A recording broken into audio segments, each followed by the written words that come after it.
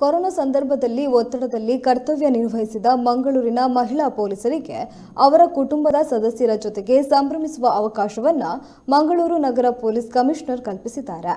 ಮಂಗಳೂರಿನ 300ಕ್ಕೂ ಅಧಿಕ ಪೊಲೀಸರು ಕೊರೋನಾ ಸಂದರ್ಭದಲ್ಲಿ ಒತ್ತಡದಲ್ಲಿ ಕರ್ತವ್ಯ ನಿರ್ವಹಿಸುತ್ತಿದ್ದರು.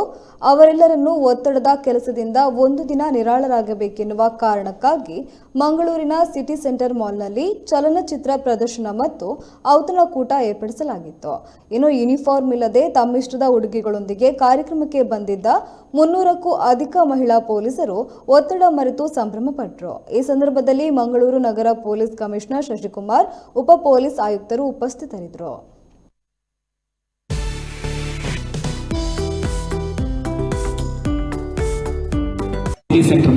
ಸಿಟಿ ಸೆಂಟರ್ ಮಾಲ್ನ ಎಲ್ಲರಿಗೂ ಕೂಡ ಮಂಗಳೂರು ನಗರ ಪೊಲೀಸ್ನ ಪರವಾಗಿ ಹೃತ್ಪೂರ್ವಕವಾದಂತಹ ಧನ್ಯವಾದಗಳನ್ನು ಅತ್ಯಂತ ಗೌರವಪೂರ್ವಕವಾಗಿ ನಾವು ಸಲ್ಲಿಸ್ತಾ ಇದ್ದೇವೆ.